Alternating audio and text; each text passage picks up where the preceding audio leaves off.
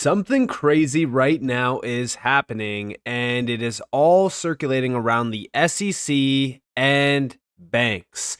Welcome to the channel, everyone. My name is Nick. For those that are new to the channel, hopefully by the end of this video, you do become a subscriber. If we take a quick look at what the CLO, the Chief Legal Officer at Ripple, put out the other day, celebrating the 1-year anniversary of the XRP Not a Security announcement, I strongly encourage everyone to join the free Discord. There's going to be a link at the top of the description below. This is one of the most valuable and informative Discords out there, and it's completely free. There's a free side that has a ton of free crypto gems, free market strategies, guides, market trends, free charts, and there's also going to be new cheat sheets dropped in this Discord.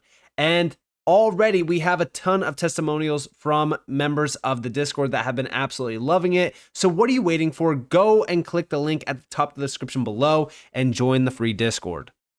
We could see that some reflections as we approach the 1-year anniversary of Judge Torres' summary judgment decision in the SEC versus Ripple lawsuit. First and foremost, it was a watershed moment to find, as a matter of law, a token, in this case XRP, in and of itself is not a security.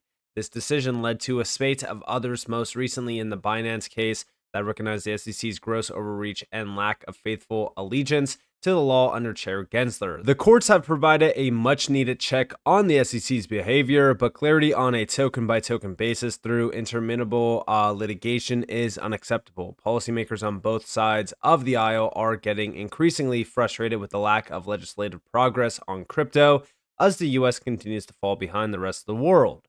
While our case as a whole isn't fully over, remedies still to be decided, the court's ruling that XRP is not a security will not change. Even the SEC told the court it will not challenge that conclusion. Don't be distracted by the SEC's continued efforts to mire Ripple and the industry in the litigation trenches. That runway is running out for the SEC. Ripple and the entire industry has and will emerge stronger long after Chair Gensler is gone. Now, building on top of this, the reason why I bring this back up is because the SEC has been losing ever since that decision. Over here, though, we have the question the SEC seems to ask in regulating crypto is the token with utility? And if it's a token with utility, then they seem to want to ban it. And if it's a token without utility, they don't seem to care. I almost think we should be the opposite here. Now, big shout out to Anderson for this. We actually have, it's very simple. A token without utility is not a threat to the incumbent. And we have JD Vance on Gensler and blockchain technology. Remember that JD Vance just got named VP with Trump. But listen closely to this. If there's a candidate for worst person, in my view, at least in terms of my substantive disagreements, I'm sure he's like a nice guy, is Gary Gensler. Okay, so Gary Gensler is sort of the complete opposite of my view. And there are two problems that I have with Gary. One of which is that I think he wants to inject politics way too much into the actual business of securities in the United States of America. But in some ways, the more fundamental issue, or at least the most relevant issue for this particular conference is the approach that Gary has taken to regulating blockchain and crypto seems to be almost the exact opposite of what it should be. And I'm oversimplifying a little bit, but the question the SEC seems to ask in regulating crypto is this a token with utility? And if it's a token with utility, then they seem to want to ban it. And if it's a token without utility, they don't seem to care. I almost think we should be the opposite here, right? I worry about financialization. I worry about, frankly, whether a lot of the crypto stuff is fundamentally fake. But if a token actually has utility, that's the sort of thing that, by all means, regulate it. By all means, be careful about, how consumers interact with it. But you don't want to just get rid of this stuff. And here's where I really, really worry about this is a lot of the newest challengers to social media, the social media incumbents of 2024 are going to require some blockchain technology to make their business work.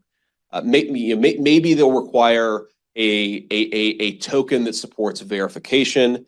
There are all of these ways in which the companies, when I talk to sort of friends who are still in the VC industry, the companies that are most exciting to them, they're doing actual things in communications in the 21st century, in 2024, I should say, those companies very often rely on high utility tokens to do things like verification. Well, if we're not making it possible to do verification, then we're going to make it really hard to challenge the existing incumbents in the space. So you guys haven't. Again, this does make you question why XRP got targeted, while all of these other big projects just got the free pass.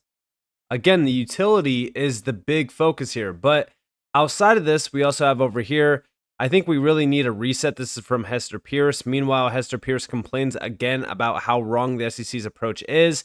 The SEC's approach using enforcement is not effective for the industry, but it's also not effective for us, a regulator with limited resources. Check it out. Heard a lot about throughout the conference is concern from attendees here about regulation via enforcement, about the aggressive tack that the SEC has taken in enforcement matters.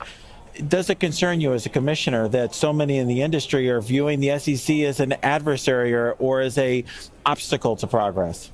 No, it certainly does. And I mean, I think I've had some similar concerns to what you've heard, that we're using enforcement as the primary way to make policy in this area. And that's just not the most effective way. It's not effective for the industry, but it's also not effective for us as a regulator with limited resources. And so I think we really need a reset.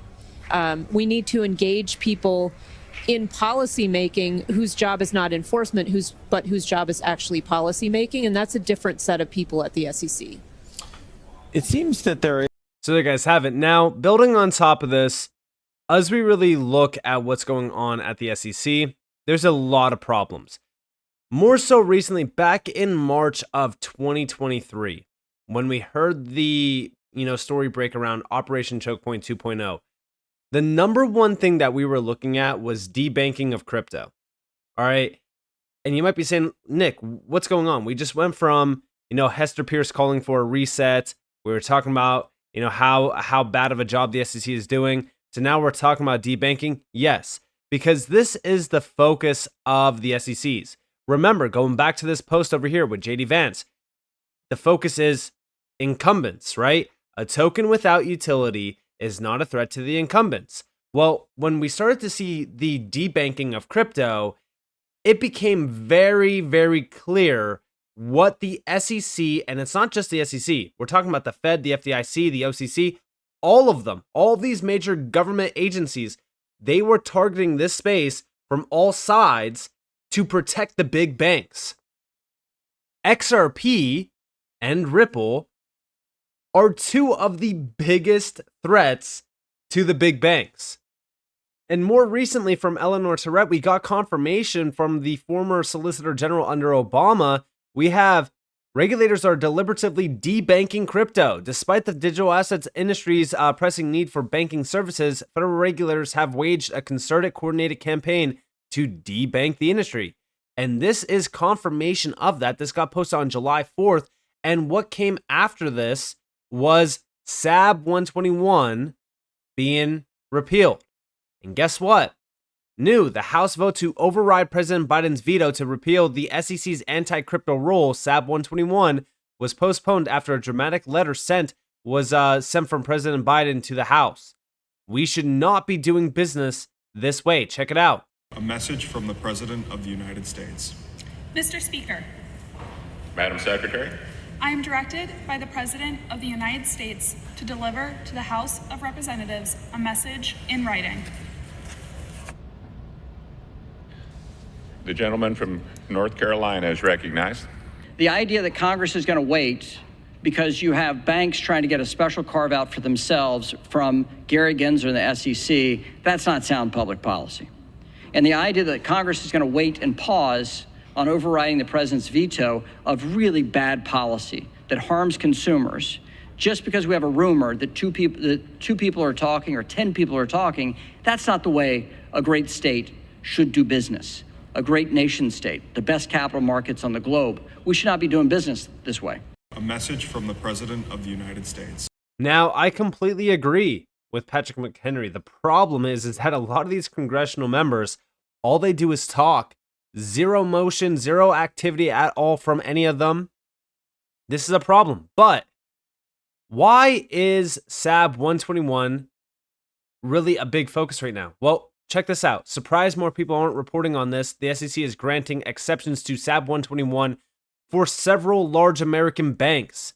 Shout out to Good Morning Crypto for this. We have must read. The SEC is granting exceptions to SAB 121 for several large banks. This means some banks are no longer penalized for providing custody services for Bitcoin and crypto. Banks provide better protection for custody customers than non-banks because by law, banks in the US cannot be dragged into bankruptcy, ensuring customers' assets are secure. But the problem that I have with this, right, is it's the SEC picking winners and losers in the TradFi space, just like they picked winners and losers in the DeFi space. Those large banks, we already know who they are, right? I don't think I even need to mention a few names. This is a problem. The SEC is focused on this issue and grants banks exceptions to SAB 121, confirming that customers retain ownership of their assets even in case of a bank's failure. This structural advantage of banks aligns with the SEC requirements, making it beneficial for crypto markets as it enhances security. You might think that this is a very good thing, but let's just be honest here. They are picking the winners. This is why I focus on what the SEC is doing behind the scenes, protecting the big bankers, protecting the ones that are filling their pockets essentially. I focus on JP Morgan. I focus on Bank of America. I focus on Citi. I focus on these big giants because guess what? They're the ones that continue to get even more and more wealthy, but also grow even bigger and bigger and bigger, regardless of the overall conditions of the economy. Back in 2008, right? The banking sector consolidated, and guess who came out victorious? The big banks. This is a big problem, but it is the same exact story, just a little bit of a different, view here because crypto is now involved. But if we look at the facts here, every single major government agency was weaponized to debank and attack crypto. And the SEC has been doing this for well over 4 years now. This is a problem. And yes, I do believe that we do need a reset, but I don't believe that Hester Pierce is the one to even be, brought in question to become the new chair because she hasn't done much either. So as we really look at this, I don't think that this is an SEC problem. We need a complete different agency that is comprised of Web3 actors and Web2 actors that could actually help guide this entire industry in the right direction. I'm tired of relying on these individuals from TradFi that think that they know what they're talking about when it comes to crypto, even though they don't. They don't even understand the basics of the technology. It's comical. But with that being said, I hope that you guys enjoyed this video. I do apologize for the little bit of a rant, but if you guys did enjoy the video, definitely leave a like, subscribe, turn notifications on because more free content. You guys are more than welcome to follow me on Twitter and join the free Discord down in the description below. And with that being said, guys, it's been Nick. Thanks for watching. Peace out.